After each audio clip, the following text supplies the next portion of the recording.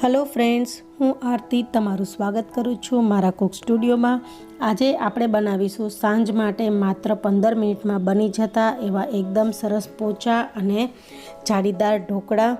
तो चालो फटाफट बनाववानुं शरू करीए। एकदम सरस मगनी दाळना पोचा अने जाळीदार ढोकळा। तेना माटे अहींया मैं 1 कप मगनी दाळ लीधी छे। आ मगनी दाळने 1 થી 1.5 કલાક માટે મેં સારી રીતે પલાળી દીધી છે। પલાળતા પહેલાં 2 થી 3 વખત સારી રીતે પાણીથી ધોઈ લીધી છે અને વધારાનું પાણી કાઢી નાખ્યું છે।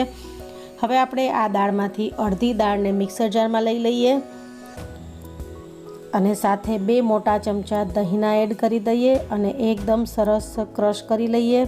તો એકદમ સરસ એવું આપણે ક્રશ કરવાનું છે। तो फ्रेंड्स તમે જોઈ શકો છો કે એકદમ સરસ ક્રશ થઈ ગયું છે અને કન્સિસ્ટન્સી આ રીતની આવી છે।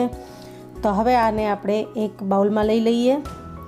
તો આવી જ રીતે હું વધેલી મગની દાળને પણ પીસી લઉં છું। તો બંને વખતનું મારું પીસાઈ અને એકદમ સરસ બેટર તૈયાર થઈ ગયું છે।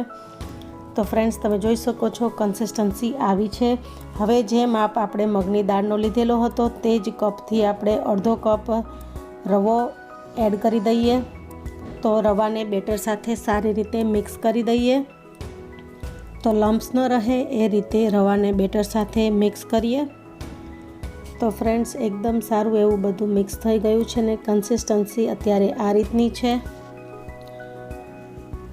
तो हवे तेमां आपणे थोड़ा मसाला एड करी दईए। स्वाद प्रमाणे नमक, 1/4 टीस्पून हळदर, 1/4 टीस्पून हींग અને 1/2 ટીસ્પૂન બારીક પીસેલું મરચું એડ કરી દઈએ।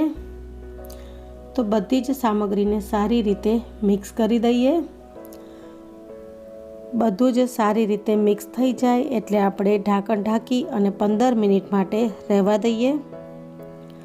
15 મિનિટ પછી આપણું બેટર એકદમ સરસ બનીને તૈયાર છે।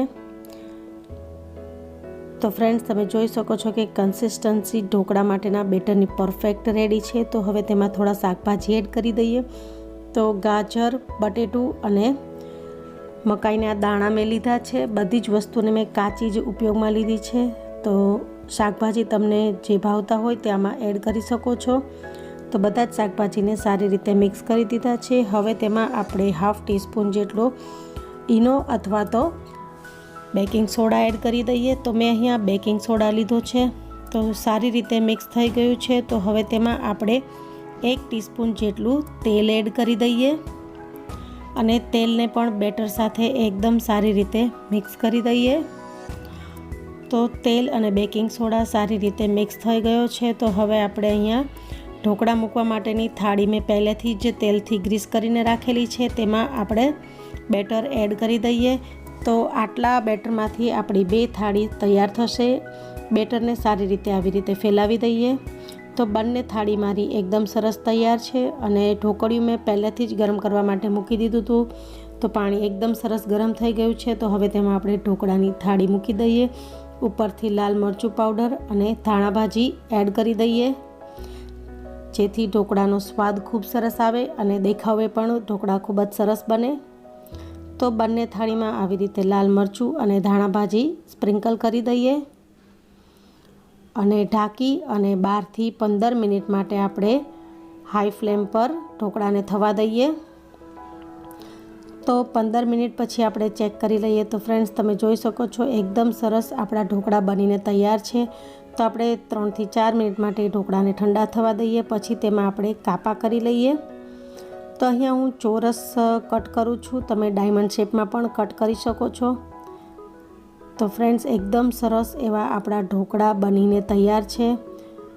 हूँ तमने काढीने बतावी दऊं।